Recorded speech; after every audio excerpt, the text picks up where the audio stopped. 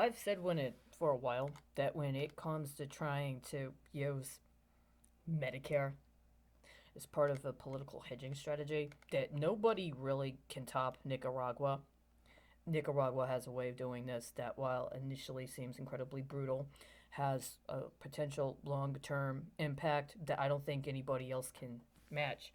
So, what I'm getting here right now is a notice identifying that there is a 7 month period in consideration of uh, Medicare coverage regarding receipt of treatment and coverage and payment, which would then tear this to January 8th. And here, apparently, during the Consolidated Appropriations Act of 2021, there were changes. And I'm seeing some things that are actually very alarming to see. The first thing I'm seeing that's alarming to see is this G2211 concerning Medicare and Medicaid services for evaluation and management concerning complex E&M visits, complex evaluation and management visits that are going to be held off on until January 1st of 2024. That would be the time frame during which those short-term loans for the gas and oil sector were expected to have been finalized, at least originally. But then after the onset of COVID-19, there was considerable backdating of information to then extend the timeline. And my allegation is that somebody did a secret and incredibly illegal temporary refinance on certain gas and oil companies that correlated with fraud involving illegal backdating of stocks, including information in their annual reports, as well as reports that were submitted to the Securities and Exchange Commission. And, by the way, were also implicated in litigation, including cases before the Supreme Court of Texas, and I am concerned also involve cases that were presented in other states, potentially Rhode Island and potentially the state of California at the least.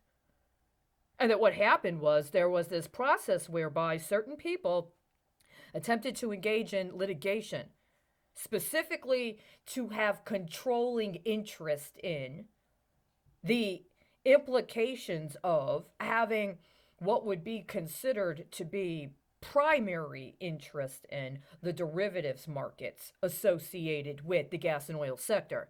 And so they were leveraging constituencies within specific jurisdictions as part of these so-called green energy or environmental standards related to the gas and oil sector. And the problem, the major problem, is that the lawyers for the gas and oil sector are some of the dirtiest, most amoral people that have ever existed, right? And so if you think you're a prosecutor, even if you're a state attorney general, and you take on the gas and oil sector, especially if you try to do one of those pooled class action suits where you want to take on a number of companies at the same time, what you're really doing is you're setting up your constituents to be put in the crossfire of whatever that litigious effort is. And in the course of doing that, you talk about environmental standards and you may talk about specific things within a particular kind of context, but you don't ever actually get to the core situation regarding intangible property and derivatives. And you specifically don't get into how your environmental concerns are also about how medical treatment is used in derivatives associated with the gas and oil sector overall. And right now, there's a huge matter going on about medical billings and codings and medical treatment and the derivatives, all of the derivatives, including billing records, including the actual facilities where medical treatment occurs or online or telemedication services, and who is going to get the market share in the derivatives that are created. And if it's allowed to be used in an energy paradigm, how to classify and quantify it, but specifically, who has ownership? Who has ownership of the means of production? Who has ownership of the production? Who evaluates and quantifies the quality, much less the cost of production, so that then one can determine the rates for consumption? And then you're going to have to get into deregulation and distribution, including third-party distributors. And if you tear that to the medical sector, and specifically if you tear that to Medicare and Medicaid, then you've got a whole host of problems, because Medicare and Medicaid are not a regular federal agency, and they were never ever supposed to be used in what happened in the last 10 years, right? And so this is very, very, very big and huge on a particular level. But the United States has a very unique relationship with mineral rights and who's allowed to claim them. And who's also allowed to assert territorial jurisdiction, not just domestically, but now we have this situation going on with the demographics and what nobody wants to call eugenics. They got some other, what do they call it, biologics? I don't know what you call it now, right? Because nobody wants to say eugenics. It's a bad word. But the point being that based on genetic data, there are actual ascribements as potentially cultural property, and who has a interest in cultural property, including if that cultural property is identified as being from ethnic groups defining a national character, and then the value of that national character based upon political gamesmanship associated with trying to manipulate the political context of the actual nation state, right? And so for a long time, nobody wanted to be honest about how the United States military pension system was specifically and directly connected to American foreign policy, specifically in Nicaragua, to this day. To this day. And one of the major things nobody's talked about is the political prisoners that were disappeared, specifically for political implications and political reasons, that it was a specific form of political reprisal. And just like what was happened with the rape camps that were set up in Eastern Europe during the time frame wherein the Yugoslavia and Czechoslovakia were being denationalized, that there was this whole series of disappearances, political disappearances throughout Central America. They had certain prominence at certain times or had certain numbers of people. And over time, these stories of this horrible cartel, occult, black magic, horrible, terrible deaths and kidnappings, that it's taken out of the realm of understanding it for the implications of attacking the state, including political leadership within a nation-state context, and put within the realm of gang activity, including gang activity that flips really nicely into oligarchs. And so we're not talking about political movements, and we're not talking about political prisoners.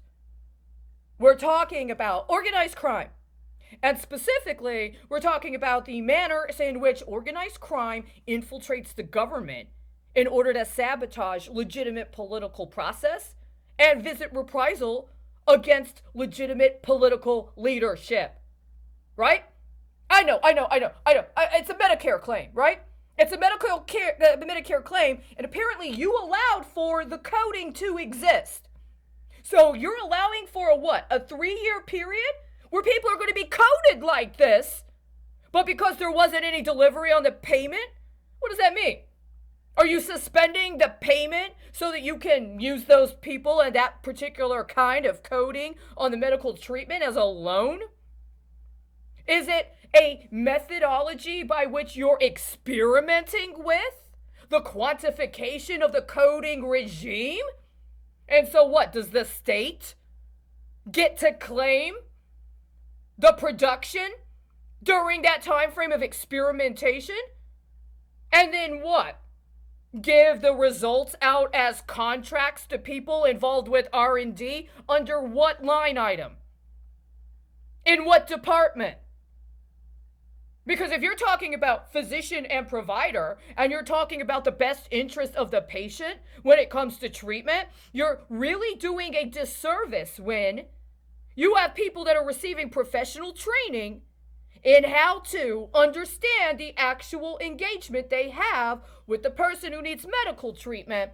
But then you're precluding them from being able to engage in specific kinds of methodologies when it comes to participating in developing treatment, trying to maybe make referrals, much less billing. I mean, no, billing's so important. And then figuring out how insurance is going to actively and accurately quantify that. Because you already know that part of insurance is who has what. And there's a whole scheme and there's a whole system involved with determining the kind of coverage certain kinds of treatment get. But I think what is that it's more about pooling a bunch of data. And then in that pooling, allowing for that to be taken out of the realm of specification that can be held accountable when it comes to billing and then paying out on the billings associated with the specific kinds of coding. So other people who have contracted through R&D can parse it up and select what they like in the meantime. Am I correct?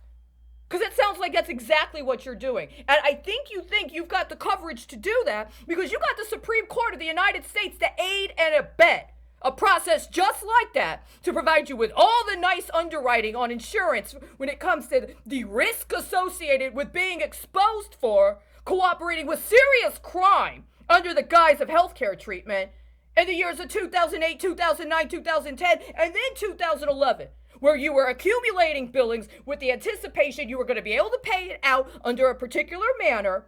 And even though the law said you had to pay within 6 months of the billing, you just held on to it and appealed it through the court. And because you think you got away with it, you probably think you got enough leverage to fucking double that, right? I mean, it was about 1.5 years that you were able to hold off on those billings before. And you've gotten away with it for 10 years. Now you can do it for 3? That's exactly what this sounds like. I mean, it has nothing to do with Nicaragua. Oh, wait, what else did you say in here? This is the best part. Am I correct? Did you guys actually say this? Was there actually a consideration of medical treatment regarding veterans that were obese? Obese veterans. You mean like fat fucking Leonard? Come on, just say it like you fucking mean it. You mean like fat Leonard.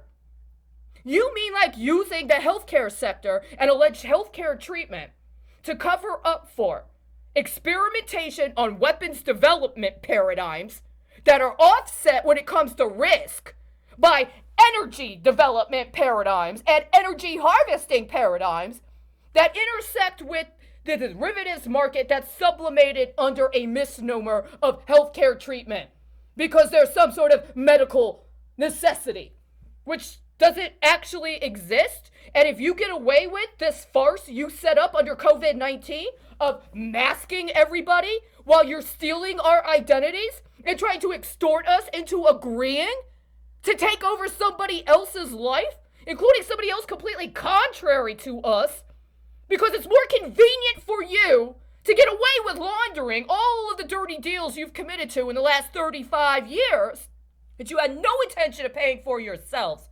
If you can extort or blackmail us into doing the same thing, just at a lower level. I mean, you're not assuming as much risk as these big guys are because your deals aren't that big. But you got to deal with it in your economy of scale. This is the scale you're on. That's exactly what this sounds like. But we got more, right? Because that's the whole, you can't just focus on one area. If you focus on one area, if I only focus on one area, I haven't paid for what you expect me to perpetually pay for with completely contrary diagnoses of my mental condition. I'm not supposed to be in group anymore. I'm not supposed to have multiple capabilities anymore. I'm not supposed to be able to figure out how to make my own decisions and maybe take multiple streams of input and come up with some sort of analysis, including maybe prioritizing what should come first or last. You got me on a bipole. You've COVIDed my entire fucking life. So we got to go to the other area on here, which is absolutely relevant. No cost sharing for certain colorectal cancer screening test.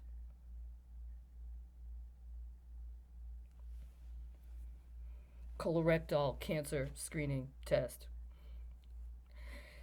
Cost-sharing obligations will gradually be reduced from 20% beginning in 2022 to 10% by 2028. 9. You're going to reduce by 10%. Where are you tearing this to? Were there a lot more ass fuckings in, I don't know, 2000 than there were in 2010? How about 2020? How many anal screenings did you successfully complete in 2020 to begin tearing the percentile to, so that in 9 years, you're going to reduce it by 10%? Are you fucking serious? See, none of this is about healthcare. I know. I was supposed to be talking about civil rights because I don't have fucking civil rights. I'm not allowed to have civil rights. But the person you gave my life to made their political campaign and career on advancing civil rights. I'm just supposed to pay for their health care. Right? When are you going to start billing it? What code are you going to put this fucking session in? Oh shit, you're a minute over.